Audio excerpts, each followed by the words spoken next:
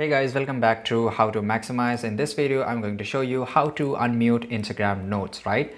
So you have to just go to the Instagram mobile application here, and let's say if I just to unmute, you can just let me first of all mute it, right? So I will just click and hold, and here I will get the option that is called mute notes, and I will just click on the mute, right? So the person has got been muted, so we have to just go to the setting, click on the profile icon which is on the bottom right side corner, click on the three lines which is on top right side corner, then click on the settings, and here you can just search here, right, mute. Okay, and basically you will see all the accounts that has muted.